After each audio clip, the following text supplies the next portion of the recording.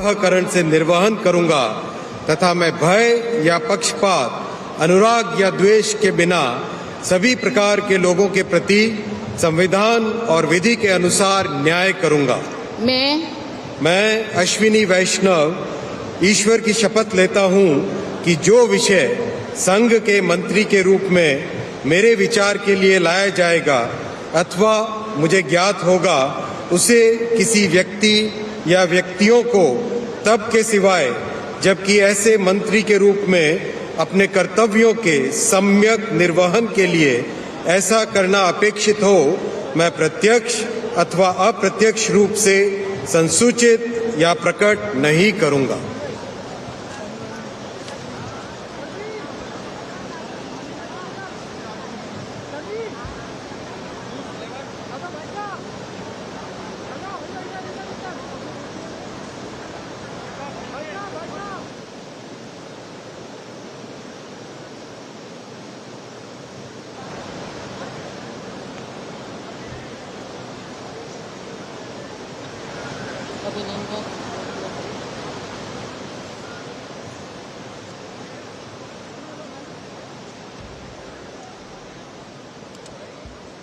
Shri Jyotiraditya M Scindia.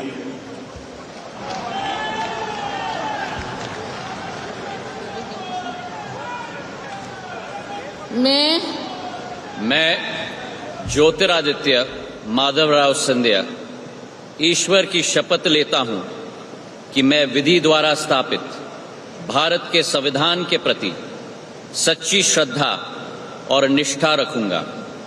मैं भारत की प्रभुता और अखंडता अक्षुण्ण रखूंगा।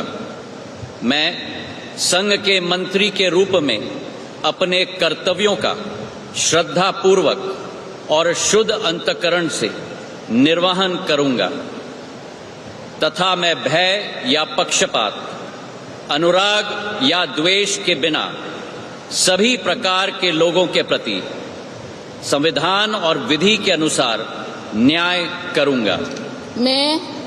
मैं ज्योतिरादित्य माधवराव सिंधिया ईश्वर की शपथ लेता हूं कि जो विषय संघ के मंत्री के रूप में मेरे विचार பிரதமர் மோடி பதவியேற்றதை தொடர்ந்து மற்ற அமைச்சர்கள் பதவியேற்கக்கூடிய நிகழ்ச்சி நடைபெற்று வருகின்றது. இந்த நிகழ்ச்சியை நேரில் காண்பதற்காக 7000க்கும் மேற்பட்டோருக்கு அழைப்பு விடுக்கப்பட்டிருக்கின்றது. ஜோதி ஆதித்யநாத் சிந்தியா தற்போது பதவியேற்றுக் கொண்டிருக்கக்கூடிய அந்த காட்சியையும் நாம் பார்க்கின்றோம். ஒருவர் பின் ஒருவராக தொடர்ந்து பதவியேற்கக்கூடிய அந்த நிகழ்ச்சி என்பது நடைபெற்றுக் கொண்டிருக்கிறது. முதலாவதாக பிரதமர் நரேந்திர மோடி பதவியேற்கக்கூடிய அந்த நிகழ்வு என்பது நடைபெற்று அதனைத் தொடர்ந்து ஒவ்வொரு அமைச்சர்களும் இந்த கேபினெட்டில் பங்கேற்கக்கூடிய ஒவ்வொரு அமைச்சராக தொடர்ந்து பதவியேற்கக்கூடிய அந்த நிகழ்வு என்பது நடைபெற்றுக் கொண்டிருக்கிறது. ஜோதி ஆதித்யா சிந்தியா தற்போது பதவியேற்றுக் கொண்டிருக்கின்றார்.